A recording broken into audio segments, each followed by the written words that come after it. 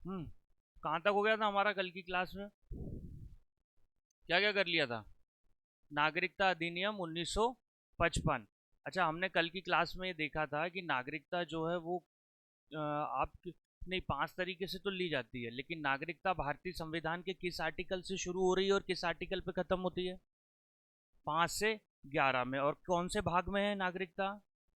भाग 2 में। किस हमारे देश में कैसी नागरिकता है? एकल और दोहरी। एकल नागरिकता मतलब क्या? आप एक ही देश के नागरिक हो। डबल मतलब कहाँ पर? जो यूएसए में है, ठीक है, दोहरी नागरिकता। अब नागरिकता के लिए सबसे पहले अधिनियम बनाया गया था, जिसका नाम क्या था? पहला नागरिकता अधिनियम 1955। इस 1955 के अधिनियम में कितने तरीके से नागरिकता ली जा सकती है? 5 तरीके से भाई। जन्म से, देशीकरण के माध्यम से। एक हमने देखा कि यदि भारतीय राज्य क्षेत्र का विस्तार होता है, भारतीय राज्य क्षेत्र जमीन का विस्तार होता है, तो भी क्या कर सकते हैं? हम ले सकते हैं, है ना। एक चीज हमने देखी थी, बेरूबारी संघ मामला। बेरूबारी क्या था? भाई बेरूबारी एक जगह जो है वो किसको दे दी गई है? पाकिस्तान को दे दी गई है 1960 में। इसके लिए संविधान में कौन सा संशोधन करना पड़ा था? नौवा।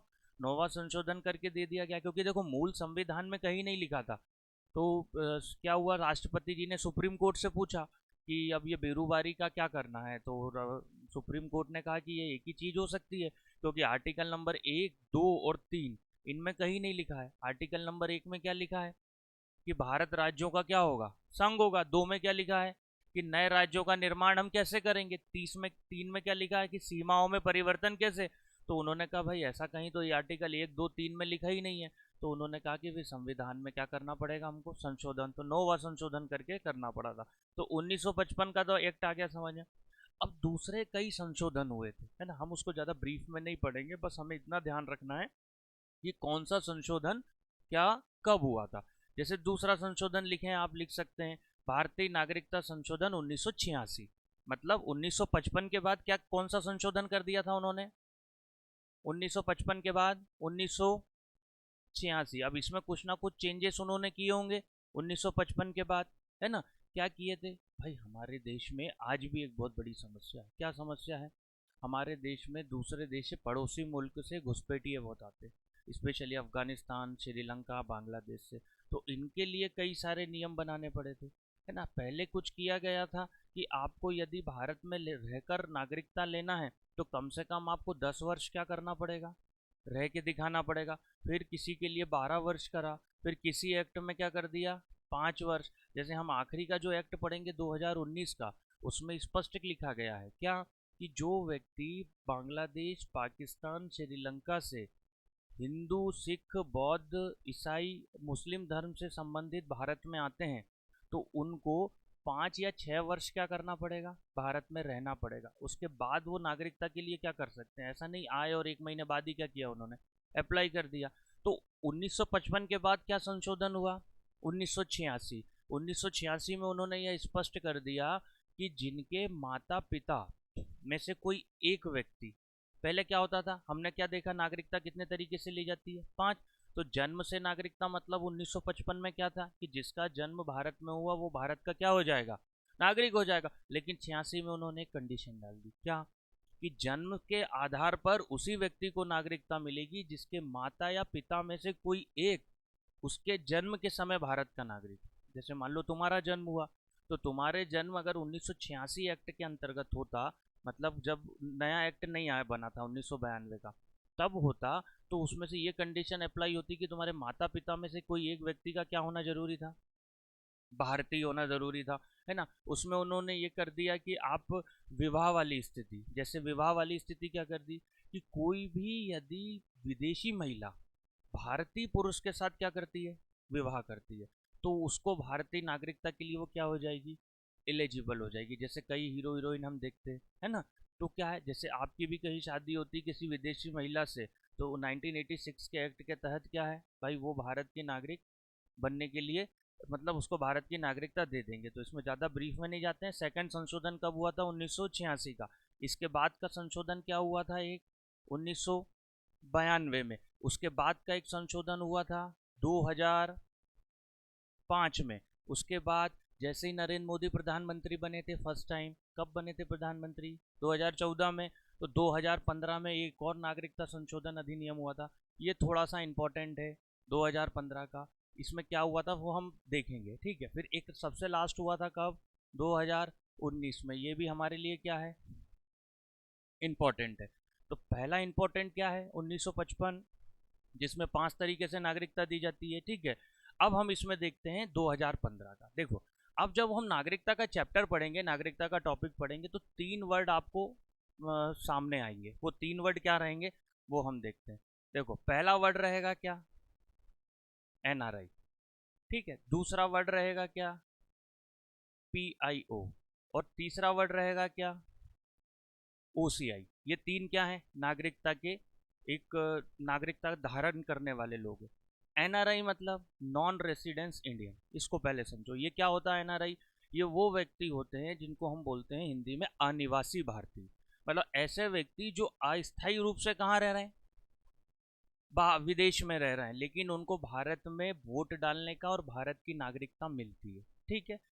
पीआईओ होता है पर्सन ऑफ इंडियन ओरिजिन, मतलब प्रवासी भारतीय।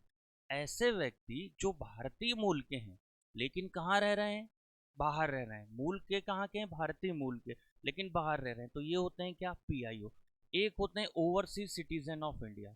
ये व्यक्ति भी क्या, देखो पीआईओ में क्या होना जरूरी है, पीआईओ में ये जरूरी है कि उनके पेरेंट्स भारतीय होंगे और ये स्थायी रूप से कहाँ रह रहे हैं, बाहर रह रहे हैं।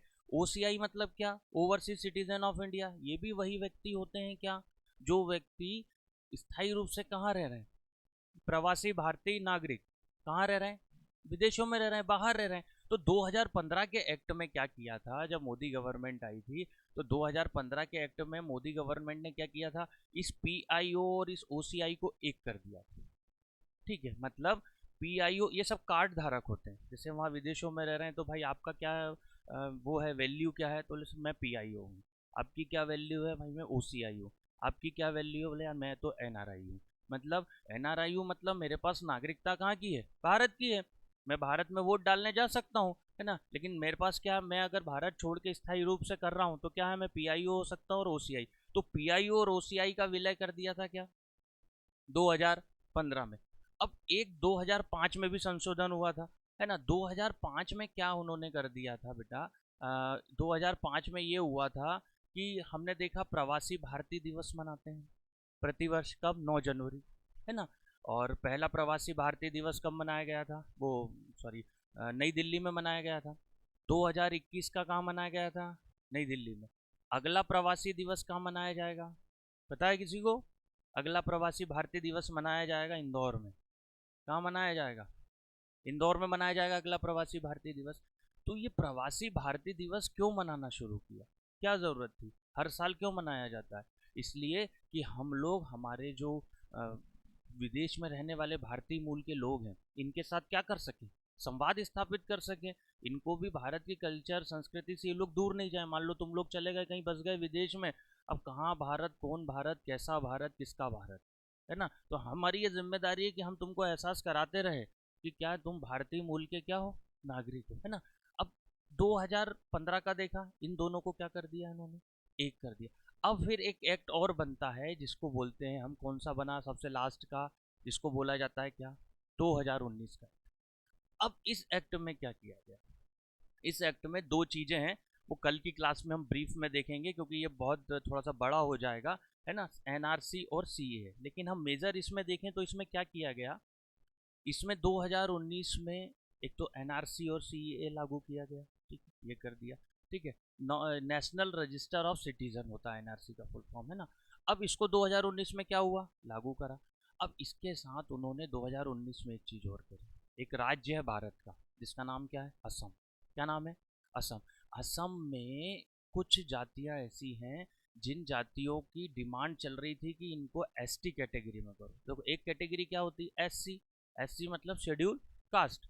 एक कैटेगरी क्या होती है, एसटी मतलब शेड्यूल ट्राइब। शेड्यूल ट्राइब मतलब वो आदिवासी जो लोग होते हैं, ठीक।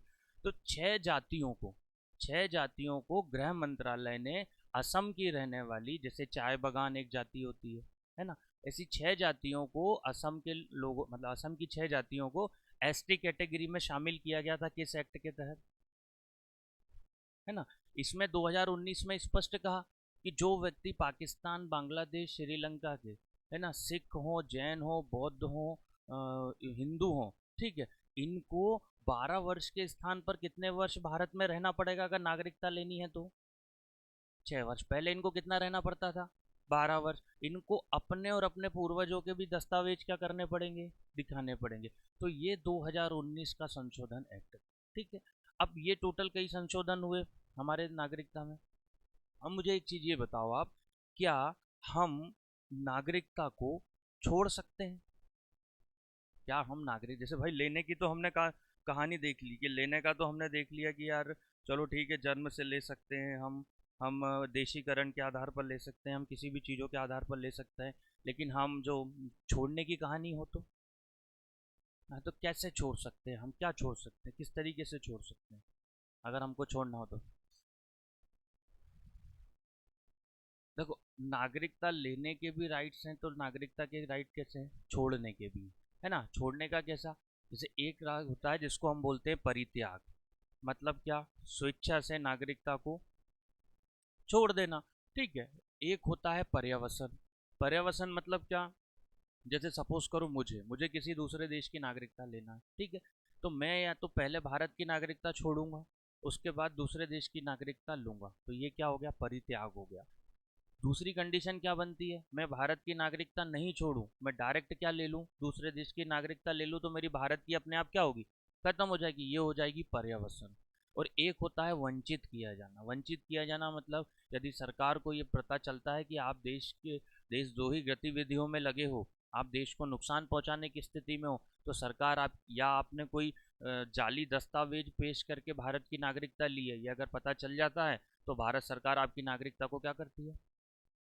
खारिज कर देती है। आपकी नागरिकता को क्या करेगी? समाप्त कर देगी। तो इस तरीके से नागरिकता क्या हो जाती है? हमारी समाप्त हो जाती है। तो नागरिकता वाला जो हमारा कॉलम है उसमें मेन चीज हमने क्या देखी है? ठीक, सबसे पहले हमारे पास क्या? NRI, PIO, OCI. इसमें याद रखना कि पीआईओ और ओसीआई का विलय कब किया था?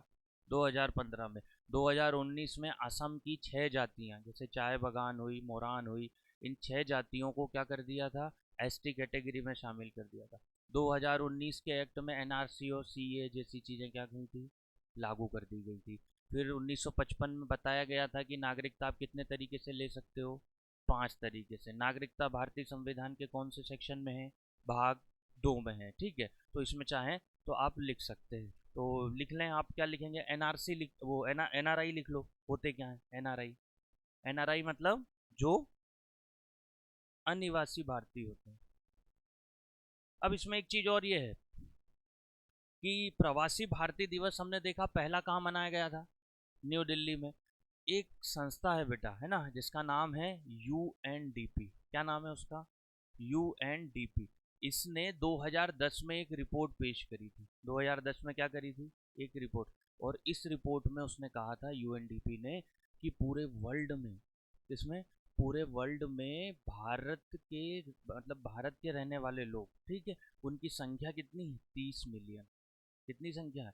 मतलब यूएनडीपी की एक रिपोर्ट के हिसाब से जो प्रवासी भारतीय लोग हैं, है ना, प्रवासी भारतीय जो लोग हैं उनकी संख्या कितनी है? 30 मिलियन, है ना। तो पहला कहाँ मनाया था प्रवासी भारतीय दिवस? और अगला अभी 2023 का कहाँ होगा? इंदौर में आयोजित होगा, है ना, ठीक है। ये हमारा क्या रहा? इसमें हम एनआरसी और सीए को और ब्रीफ में कभी समझ लेंगे किसी और क्लास में, ठीक है। तो ये हमारा पूरी तरीके से क्या हो गई? नागरिकता खत्म हो गई, ठीक है। अब बात आती है किस चीज की? नागरिकता के बाद, नागरिकता के बाद हमारा थर्ड आएगा हमारे मौलिक कर्तव्य, है ना, ठीक है। मौलिक अधिकार तो हमने देख लिए, है ना। मौलिक अधिकार कितने हैं हमारे? अभी कितने मौलिक अधिकार हैं? 6 है ना। एक 7 बनाए गए थे।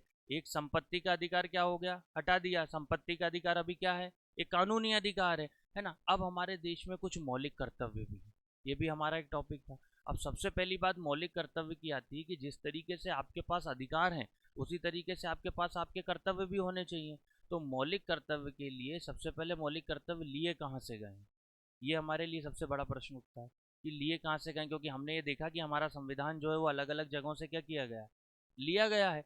तो सबसे पहले अगला टॉपिक जो हमारा आएगा वो आएगा क्या? फंडामेंटल ड्यूटीज, है ना। जैसे हमारे मौलिक अधिकार को हमने शॉर्ट में देखा, अभी उसको ब्रीफ में हम देखेंगे। अभी तो हमने शायद मौलिक अधिकार सिर्फ विशेषताओं में देखे, है ना। एक एक हमने उसको कहाँ समझे, अभी ठीक से समझे नहीं है उसको। तो ये हमारा टॉपिक क्या है, फंडामेंटल ड्यूटीज। अब इसको ध्यान रखना है कि ये सबसे पहले हमने किस देश के संविधान से लिया है,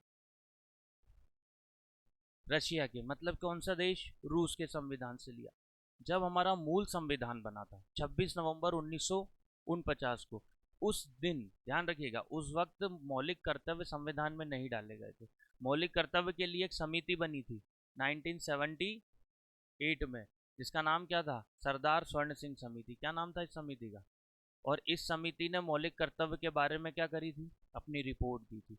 इस समिति ने कहा था कि हमारे जो मौलिक कर्तव्य होने चाहिए वो कितने होने चाहिए, वो होने चाहिए 8, लेकिन सरकार ने कितने जोड़ दिए थे, 10। और वर्तमान में कितने हैं, 11। 11वां कब जोड़ा गया, ये कई बार एग्जाम में आता है, 2002 86वां संविधान संशोधन करके। क्या था ये, आपको अब बच्चों की प्राथमिक शिक्षा तो कम से कम क्या है, करवानी है। ये आपका क्या है, मौलिक कर्तव्य। तो ऐसे आपके क्या है, कई मौलिक कर्तव्य हैं, कई आपको मतलब 11 मौलिक कर्तव्य देश के लिए है, क्योंकि आपके मौलिक अधिकार यदि हो रहे हैं तो आपके मौलिक कर्तव्य भी क्या है, जरूरी है, होना चाहिए आपके मौलिक कर्तव्य भी। तो लिखें टाइटल, मौलिक कर्तव्य।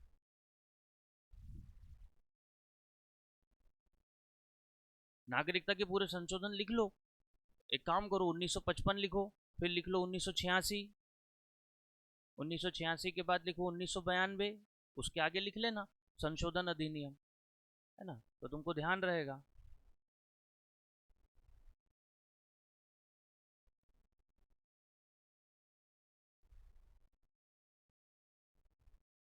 1986 के बाद 1992, 1992 के बाद 2005, 2005 के बाद क्या हुआ था आपका, 2015। ठीक है। इसके बाद हम एक काम करते हैं, इस जो मौलिक कर्तव्य वाला कॉलम है, मौलिक कर्तव्य से पहले हम मौलिक अधिकारों को समझ लेते हैं, उसके बाद हम मौलिक कर्तव्य को समझेंगे। पहला टॉपिक हम क्या उठा लेते हैं, मौलिक अधिकार। मौलिक अधिकार मतलब क्या, फंडामेंटल राइट्स। और ये किस देश के संविधान से उठाए गए हैं, ये अमेरिका के संविधान से लिए हैं। कहाँ से लिए हैं, अमेरिका के संविधान से ये चीज़ें ली गई हैं, यूनाइटेड स्टेट ऑफ अमेरिका के। टोटल कितने हैं हमारे, छः, छः है। ठीक है, उस मूल संविधान में कितने डाले गए थे, 60 डाले गए थे। अब हम थोड़ा मौलिक अधिकार की हिस्ट्री पे जाते हैं, किस पे, जो हम अगर मॉडर्न हिस्ट्री पढ़ेंगे जब उस समय भी देखेंगे कि इनका जन्म हुआ कैसे, या ये चीज़ क्या थी, है ना, ये इसकी बात सबसे पहले कैसे रखी गई। तो मैं मौलिक अधिकारों की यदि बात करूँ तो मौलिक अधिकारों में अगर हम मॉडर्न हिस्ट्री की तरफ चलें तो एक सन आता है 1928 का। कौन सा सन, 1928। और इस 1928 में एक नेहरू रिपोर्ट आई थी। किसने की थी ये, मोतीलाल नेहरू ने। कौन सी रिपोर्ट, नेहरू रिपोर्ट।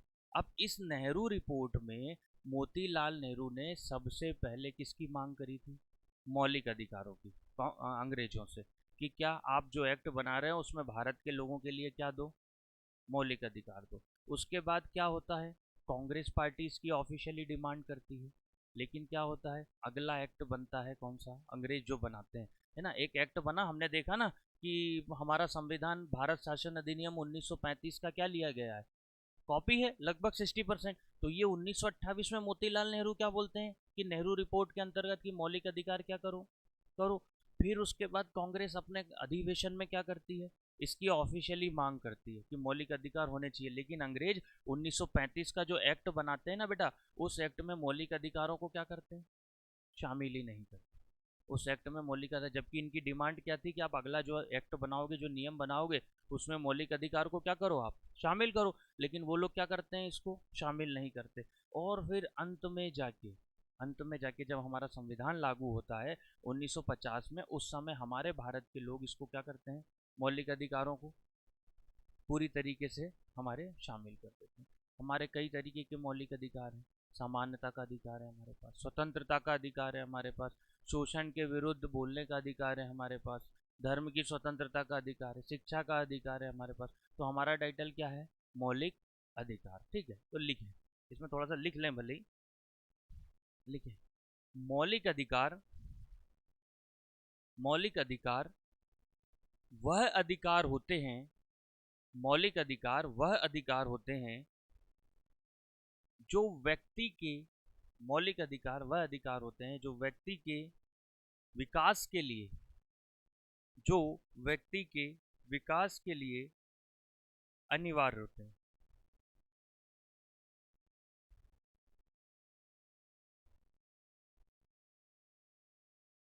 1928 में 1928 में नेहरू रिपोर्ट पूछा गया है कई बार एग्जाम में कि नेहरू रिपोर्ट कब प्रकाशित की गई। ठीक है, तो 1928 में नेहरू रिपोर्ट में मौलिक अधिकारों की 1928 में नेहरू रिपोर्ट में मौलिक अधिकारों की चर्चा की गई।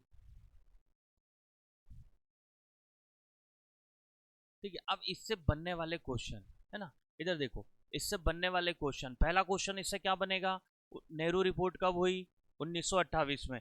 दूसरा क्वेश्चन इससे क्या बनेगा कि नेहरू रिपोर्ट में क्या करी गई, मतलब मौलिक अधिकारों की क्या हुई, मांग की गई। फिर एक क्वेश्चन बनेगा क्या, 1931 का। तो 1931 का हमने देखा ना, कांग्रेस पार्टी हर साल क्या करती थी, अपना अधिवेशन करती थी कहीं ना कहीं।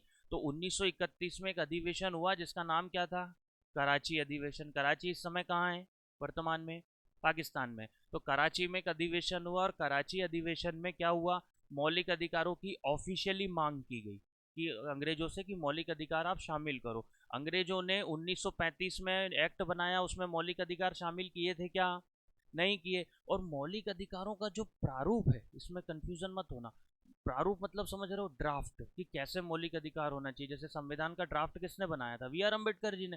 तो मौलिक अधिकारों का जो ड्राफ्ट है वो तैयार किया था किसने, जवाहरलाल नेहरू ने। बात को ध्यान से समझना, नेहरू रिपोर्ट मोतीलाल नेहरू ने बनाई थी 1928 में, और मौलिक अधिकारों का जो प्रारूप है वो तैयार किसने किया था, पंडित जवाहरलाल नेहरू ने। तो इस चीज को हमें ध्यान रखना है। तो कहां तक लिख लिया था आप लोगों ने, चर्चा की गई थी ना। फिर लिखे 1931 के कराची अधिवेशन में, 1931 के कराची अधिवेशन में मौलिक अधिकारों की, 1931 के कराची अधिवेशन में मौलिक अधिकारों की ऑफिशियली मांग की गई।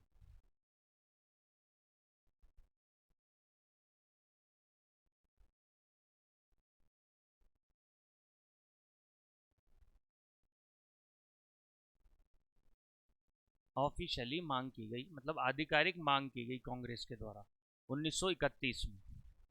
ठीक है, मौलिक अधिकारों का प्रारूप, मौलिक अधिकारों का प्रारूप या ड्राफ्ट जवाहरलाल नेहरू द्वारा बनाया गया। मौलिक अधिकारों का प्रारूप या ड्राफ्ट किसके द्वारा बनाया गया, जवाहरलाल नेहरू के द्वारा बनाया गया। और भारत शासन अधिनियम 1935 में, भारत शासन अधिनियम 1935 में मौलिक अधिकारों को शामिल नहीं किया गया था। भारत शासन अधिनियम 1935 में मौलिक अधिकारों को क्या किया था, शामिल नहीं किया गया था।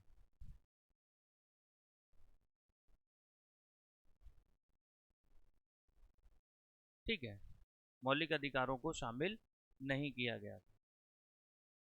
अब मौलिक अधिकार, पूरे मौलिक अधिकार जो हैं, ठीक है, वो किस आर्टिकल से शुरू हो रहे हैं और किस आर्टिकल पे क्या हो रहे हैं, खत्म हो रहे हैं। इसको देखते हैं, जो पूरे मौलिक अधिकार हैं वो कहाँ से कहाँ शुरू हो रहे हैं। तो यदि मैं आर्टिकल की बात करूं तो जो मौलिक अधिकार हैं पूरे, वो आपके शुरू हो रहे हैं कहाँ से, आर्टिकल 12 से, और खत्म कहाँ होते हैं, आर्टिकल 35 पे। मतलब आपके आर्टिकल नंबर 12 में क्या दिया है, मौलिक अधिकारों की परिभाषा, क्या दिया है, मौलिक अधिकारों की परिभाषा। आर्टिकल 13 में क्या दिया है, मौलिक अधिकारों के अल्पीकरण की विधियां। अब यहाँ पे थोड़ा सा कंफ्यूजन है ना, ये थोड़ा सा लेवल तुम्हारे लिए हाई हो जाएगा, बट यहाँ कंफ्यूजन ये है कि भारतीय संविधान का आर्टिकल 368 क्या बोलता है कि हम संविधान में संशोधन कर सकते हैं, लेकिन एक जगह ये भी बोलता है कि हम संविधान के मूल ढांचे में संशोधन नहीं कर सकते। लेकिन यहाँ पर आर्टिकल नंबर 13 क्या बोल रहा है, आर्टिकल 13 बोल रहा है कि मौलिक अधिकारों के अल्पीकरण की विधियां, अल्पीकरण मतलब कम ज्यादा करने की विधियां बताया, टेक्निक बताइए। तो एक क्वेश्चन बनता है ना, कि आर्टिकल 368 किस आर्टिकल को चैलेंज करता है। मतलब आर्टिकल 368 संविधान संशोधन की प्रक्रिया आर्टिकल नंबर 13 को क्या करती है, चैलेंज करती है। ठीक है, ये चीज हमें मतलब दिमाग में हमें सेट होना चाहिए। तो 12 में कुछ है, 13 में कुछ है ना, 14 में क्या है, विधि के समक्ष समता, मतलब विधि मतलब लॉ के समक्ष समता, है ना, किसके समक्ष, कानून के समक्ष, कि आप सभी व्यक्ति क्या होंगे, कानूनी रूप से क्या होंगे, सभी व्यक्ति समान होंगे। भाई 15 में कुछ दिया हुआ है, 16 में कुछ दिया है, 17 में कुछ है, 18 में कुछ है, ऐसे कहाँ तक, 35 तक क्या है, पूरे हमारे मौलिक अधिकारों को बताया गया है। तो लिखें, सबसे पहले क्या लिखोगे, आर्टिकल नंबर 12। 12 में मौलिक अधिकारों की क्या दी गई है, परिभाषा। आर्टिकल 12 सामने लिखें परिभाषा, आर्टिकल नंबर 12 सामने लिखेंगे क्या, परिभाषा।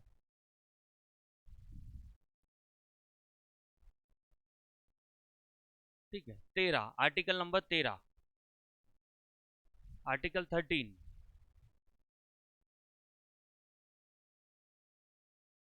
मौलिक अधिकारों के अल्पीकरण की विधियां, मौलिक अधिकारों के अल्पीकरण की विधियां।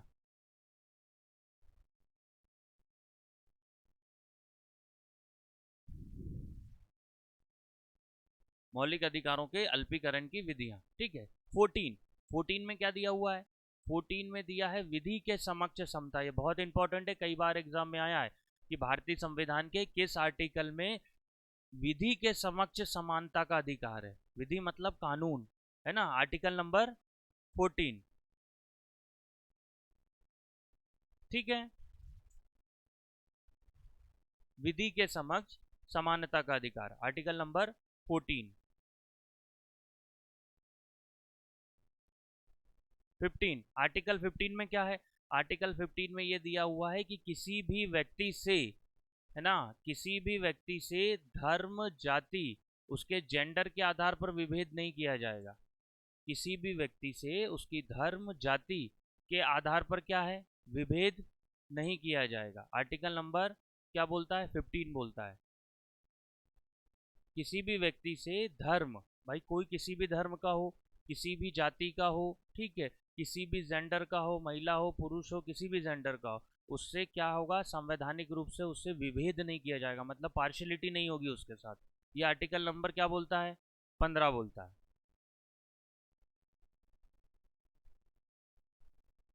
धर्म, जाति, लिंग के आधार पर समानता का अधिकार।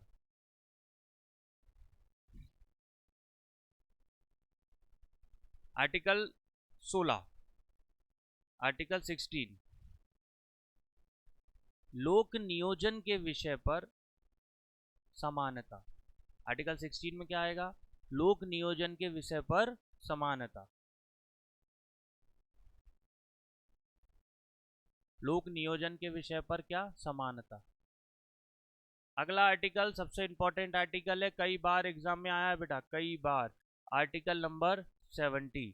आर्टिकल नंबर 70 बोलता है राइट टू अनटचेबिलिटी, मतलब राइट टू अनटचेबिलिटी मतलब छुआछूत, है ना, कि छुआछूत वाली जो बात है वो आपको किसी के साथ आपका क्या है, एक मौलिक अधिकार की श्रेणी में है। तो पूछा जाता है कि राइट टू अनटचेबिलिटी भारतीय संविधान के किस आर्टिकल में है, हिंदी में बोला जाता है अस्पृश्यता का अंत, मतलब क्या समझ रहे हो, हाँ, आर्टिकल 17, अस्पृश्यता का अंत, लिखें आर्टिकल 70,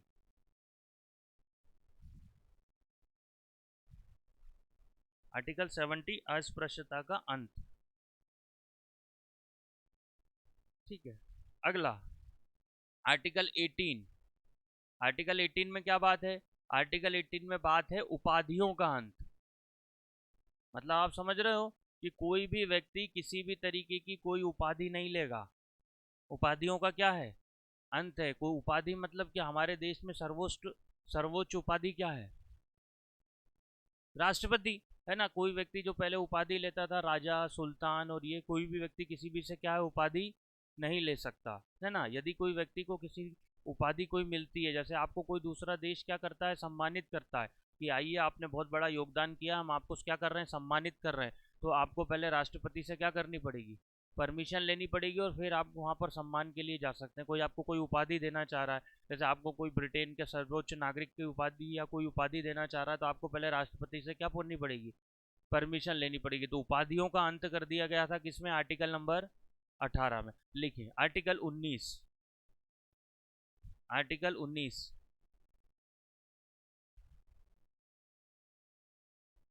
आर्टिकल 19 में लिखें बोलने की स्वतंत्रता, मतलब स्वतंत्रता का अधिकार, आपके पास सभी के पास बोलने की स्वतंत्रता है। आर्टिकल 19 के क्लॉज नंबर ए में क्या दिया गया है? प्रेस की स्वतंत्रता दी गई है। कौन सी स्वतंत्रता दी है? प्रेस की स्वतंत्रता, है ना। तो आर्टिकल 19 क्या बोलता है?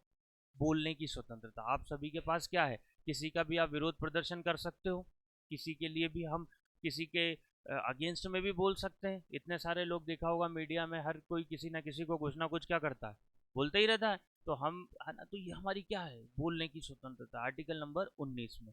फिर लिखें 20, आर्टिकल नंबर 20, अपराधों के लिए, इसको लिखो फिर समझते हैं। अपराधों के लिए दोष सिद्धि के संबंध में, अपराधों के लिए दोष सिद्धि के संबंध में अधिकार। अब इसका मतलब क्या, लिख लें पहले। अपराधों के लिए दोष सिद्धि के संबंध में अधिकार। अब इसका मतलब क्या? जैसे देखो, आपने यदि कोई अपराध किया, ठीक है, सबसे पहले तो आपको ये पता होगा कि कोई भी, आपने कोई मूवीज वगैरह में तो पता ही किया होगा कि कोई भी लेडी को यदि गिरफ्तार करना है तो उसके लिए लेडी कांस्टेबल जरूरी है, पहली बात। कोई भी लेडी को शाम को सूर्यास्त के बाद क्या है, गिरफ्तार नहीं नहीं कर सकते। लेकिन किसी विशेष परिस्थिति में यदि किसी लेडी को गिरफ्तार करना है सूर्यास्त के बाद, भाई ऐसा लग रहा है कि वो कहीं भाग सकती है, तो कोर्ट से परमिशन लेना पड़ेगी। किसको? पुलिस वालों को परमिशन मिलेगी, और उसके बाद शाम को विशेष कंडीशन में क्या कर सकते हैं, गिरफ्तार भी कर सकते हैं, पहली बात। दूसरी बात क्या, आपने ये देखा होगा कि यदि आपको कोई भी गिरफ्तार करता है तो आपको पुलिस प्रशासन से क्वेश्चन पूछने का, क्वेश्चनिंग करने का क्या है, अधिकार। कि भाई आपने हमें क्यों किया, किस लिए किया, आपने हमें कारण बताइए किस क्रिया। आप मूवीज में देखते होगे कि वो मांग करते हैं लॉयर की, है ना, कि लॉयर बताइए, मुझे मेरा लॉयर बुलाना है ना, हम हमारा लॉयर बुलाना चाहते हैं। तो ये क्या है, आपके अधिकार है। आपने ये देखा है कि सबसे पहले अगर आपको गिरफ्तार किया जाता है तो 24 घंटे के अंदर आपको कोर्ट में पेश करना पड़ेगा। क्या करना पड़ेगा? मान लो आप कोई तस्कर हो, आप, है ना, ठीक है, आपको पकड़ लिया, आपको उठा लिया पुलिस ने। उठाने के बाद आपको क्या है, 24 घंटे के अंदर कोर्ट में पेश करेंगे। और कोर्ट में फिर क्या होगा? कोर्ट में पुलिस वाले जज साहब से ये मांग करेंगे, किसकी? जुडिशियल कस्टडी की। क्या? वो कहेंगे कि जज साहब, हमें लगता है कि ये इंसान क्या है, ये इंसान कहीं ना कहीं बड़े तस्कर का लीडर है, हमें इससे क्या करनी है, क्वेश्चनिंग करनी है। मतलब हमें इससे क्या करना है, बिठा के क्या करना है, इससे क्वेश्चन करना है और जानकारियां इकट्ठी करना है। तो अगर जज साहब को लगता है तो अधिकतम 14 दिन की जुडिशियल कस्टडी दी जा सकती है। जुडिशियल कस्टडी की वैलिडेशन कितनी होती है? 14 दिन अधिकतम। कम भी दे सकता है भाई, जज साहब को लगेगा तो 2 दिन की दे देंगे, 3 दिन की दे देंगे, अधिकतम 14। लेकिन विशेष परिस्थिति में 21 दिन तक जा सकती है। यदि परिस्थिति क्या हो, जज साहब को लगे या केस में इतना दम हो तो विशेष परिस्थिति में 21। लेकिन नॉर्मली अधिकतम कितनी है जुडिशियल कस्टडी? 14 दिन की। 14 दिन से कम भी हो सकती है, ठीक है। और उसके बाद फिर आपका क्या शुरू हो जाता है, ट्रायल शुरू हो जाता है, चीज़ें शुरू हो जाती हैं, केस शुरू हो जाता है। तो इसका मतलब क्या, आप यदि अपराध सिद्धि के, मतलब आपके पास ये अधिकार है कि आपको पुलिस अगर उठाती है तो आप उनसे पूरी तरीके से क्या कर सकते हो, पूछ सकते हो। आप अपने लॉयर को बुला सकते हो, आप पूरी प्रोसेस के साथ उनसे क्या कर सकते हो, है ना। ठीक है, तो ये आर्टिकल नंबर 20 में आपको क्या दिया है, अधिकार दी है। इसलिए हम आर्टिकल 20 का क्या करते हैं, उपयोग करते हैं। अगला लिखो आर्टिकल 21, बहुत इंपॉर्टेंट आर्टिकल है ये भी, आर्टिकल 21। आर्टिकल 21 हमने संविधान में कुछ विशेषताएं पढ़ी थी, है ना। पहले लेक्चर में हमने विशेषताएं पढ़ी थी ना, कि हमारे संविधान की क्या क्या विशेषता है। उन विशेषताओं में हमने किसको देखा था, उस विशेषताओं में हमने किसको देखा था? हुँ? संविधान की विशेषताओं में स्वतंत्र निकाय, है ना, आपातकालीन प्रावधान, आपातकालीन प्रावधान है ना हमारे संविधान की विशेषताओं में। तो आपातकाल कितने तरीके का लगता है हमारे संविधान में? 3 तरीके का। एक आर्टिकल 352, एक 356, और एक कौन सा, 360। 352, 356 और कौन सा, 360। अब 352 जब लगता है, जब कब लगता है 352? जब हमारे देश में क्या है, आंतरिक बाह्य आक्रमण हो जाए या आंतरिक असुरक्षा हो जाए। 352 जब लगता है जब हमारे मौलिक अधिकार क्या होते हैं, खत्म हो जाते हैं। 356 मतलब क्या, राष्ट्रपति शासन। राष्ट्रपति शासन के लिए 356 के साथ एक आर्टिकल में और राष्ट्रपति शासन के बारे में बताया गया है, वो है आर्टिकल 365। उसी के बारे में 356 में भी राष्ट्रपति शासन के बारे में चर्चा की गई है, और 365 में भी किसके बारे में चर्चा की गई है, राष्ट्रपति। और 360 किसके बारे में बात करता है, वित्तीय आपातकाल के बारे में। किसके बारे, हाँ। तो अब देखो, जब 352 लगेगा, जब आपके मौलिक अधिकार क्या होंगे, खत्म हो जाएंगे, है ना। मतलब आपको जो बोलने की स्वतंत्रता है वो कुछ नहीं रहेगी, आपको धर्म मनाने की स्वतंत्रता नहीं रहेगी, आपको किसी का विरोध करने की स्वतंत्रता नहीं रहेगी, ये सब स्वतंत्रताएं क्या होंगी, खत्म हो जाएंगी। लेकिन 356 में ऐसा नहीं है। 356 यदि राष्ट्रपति शासन लगता है तो आपके मौलिक अधिकार बने रहेंगे, जैसे अभी हैं वैसे ही बने रहेंगे। 360 में भी क्या है, जैसे है वैसे बने रहेंगे। अब ये जो 352 है, 352 का जो मौलिक अधिकार आपका है, इसमें एक क्वेश्चन बनता है कि जब आर्टिकल 352 लगता है तो सभी मौलिक अधिकार खत्म हो जाते हैं, सभी हो जाते हैं, लेकिन एक नहीं होगा। जो कौन सा है, आर्टिकल नंबर 21। आर्टिकल 21 नहीं होगा, बाकी सब खत्म हो जाएंगे। अभी आर्टिकल 21 क्यों नहीं होगा, क्योंकि आर्टिकल 21 में दिया गया है आपको जीने और मरने का अधिकार। कौन सा दिया गया है, आर्टिकल 21 में जीने और मरने का अधिकार। मतलब आप, भाई इमरजेंसी लगे या कुछ भी लगे, जिसको मरना है वो मरेगा, जिसको पैदा होना है वो पैदा होगा। तो क्वेश्चन बनता है कि जब आर्टिकल 352 लगता है तो उस समय क्या कौन सा आर्टिकल खत्म नहीं होता, तो कौन सा नहीं होता, 21 नहीं होता। लेकिन ये भी कोर्ट में चैलेंज किया गया था।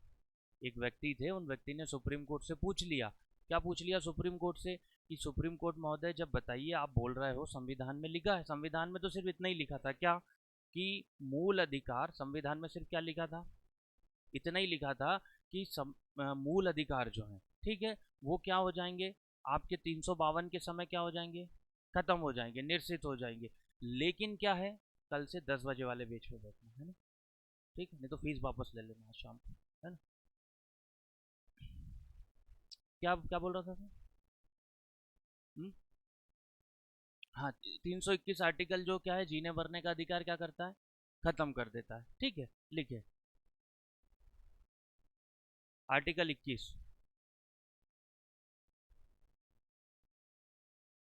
प्राण एवं दैहिक स्वतंत्रता का अधिकार, प्राण एवं दैहिक स्वतंत्रता का अधिकार, प्राण एवं दैहिक स्वतंत्रता का अधिकार। आर्टिकल 21, ठीक है। मतलब जब आर्टिकल 352 लगा उस समय आर्टिकल 21 जो है वो व्यवस्थित बना रहेगा, बाकी सभी आर्टिकल क्या होंगे, खत्म हो जाएंगे, है ना। फिर लिखें आर्टिकल 21 का क्लॉज नंबर ए, आर्टिकल 21 का क्लॉज नंबर ए,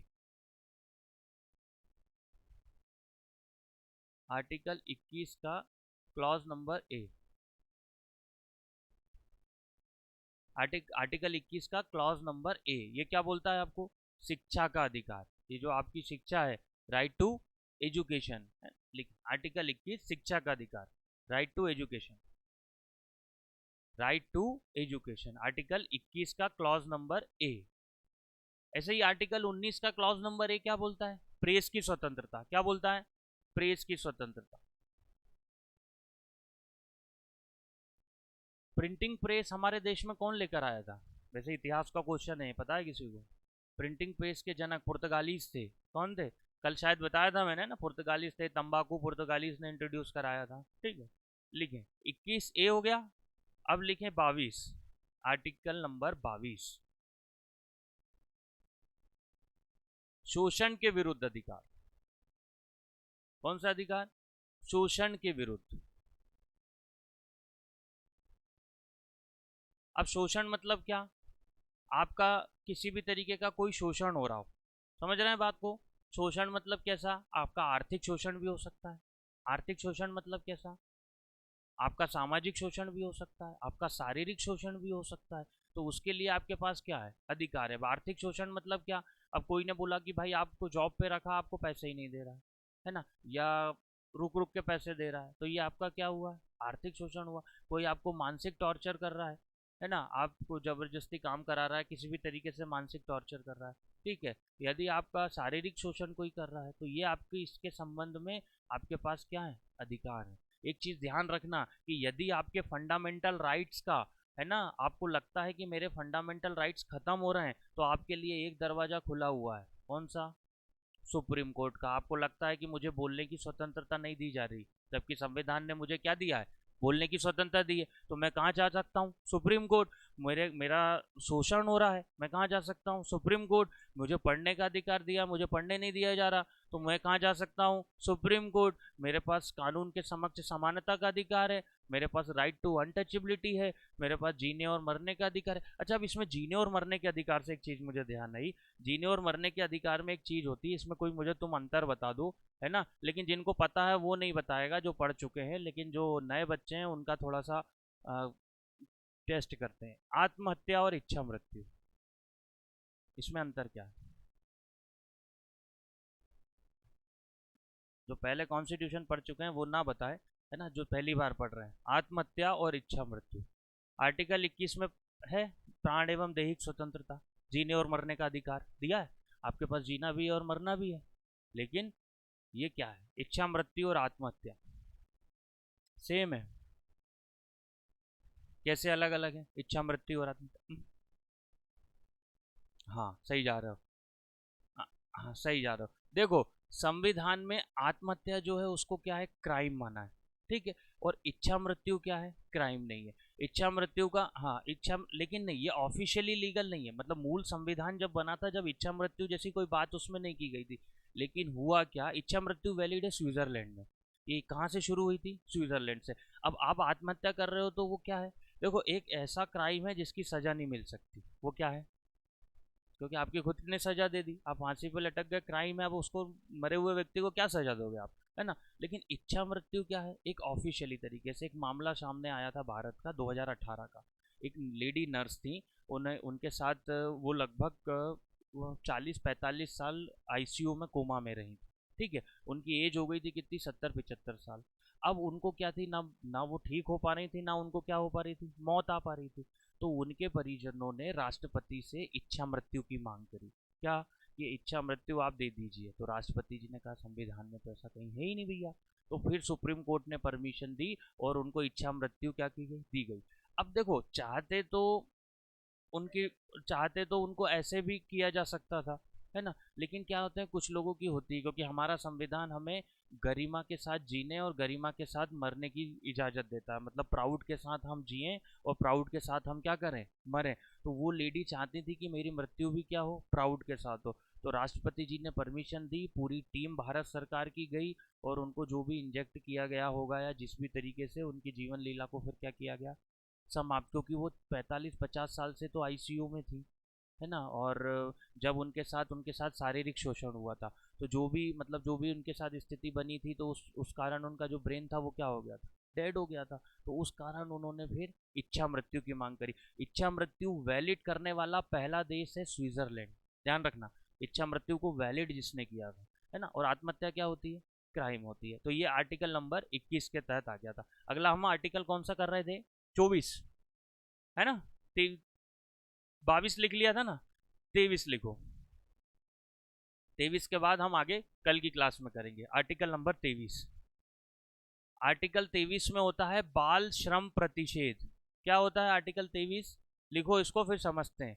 बाल श्रम प्रतिषेध, आर्टिकल 23 में क्या होता है, बाल श्रम प्रतिषेध। अब तुमने देखा होगा, कहीं ना कहीं तुम जाते हो, कहीं नाश्ता वास्ता करने जाते हो, देखा है ना तुमने कि यहाँ 14 वर्ष से कम उम्र के बच्चों को काम पे नहीं रखा जाता, और लिखा रहता है मजदूरों को क्या है, प्रतिदिन वेतन दिया जाता है। तो अब उनको ऐसे ही तो कोई शौक नहीं आता।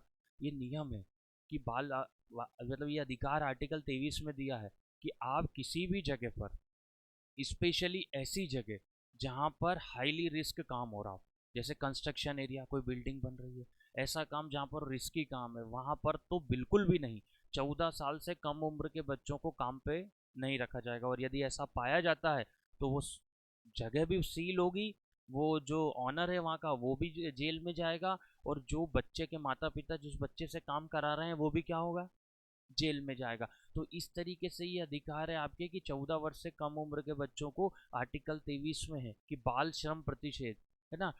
मतलब आप कहीं नहीं करा सकते, लेकिन स्पेशली फोकस किया है कहाँ, हाईली रिस्क जगह, जैसे कंस्ट्रक्शन एरिया हुआ, भाई बड़े बड़े फ्लैट बन रहे हैं, छोटा बच्चा है भाई, नहीं पैर फिसल गया गिर गया तो इसलिए आर्टिकल 23 में क्या है, बाल श्रम प्रतिषेध लिखें। और लिखें लास्ट आज का आर्टिकल 24, आर्टिकल 24 वही बात बोल रहा है। 24 भी क्या, कारखाने आदि में, कारखाने वगैरह क्या हाईली रिस्क काम होता है वहां पे, है ना। कारखाने आदि में, कारखाने आदि में बालकों का, कारखाने आदि में बालकों का नियोजन, कारखाने आदि में बालकों का नियोजन। ठीक है, इसके आगे हम क्या करेंगे अब, कल की क्लास में देखेंगे आर्टिकल 25, 26, 27, 28, 29, और हमको कहाँ तक जाना है, आर्टिकल 35 तक। आर्टिकल कहाँ से 12 से लेके आर्टिकल 35 तक क्या है, हमारे मौलिक अधिकार है। ठीक है।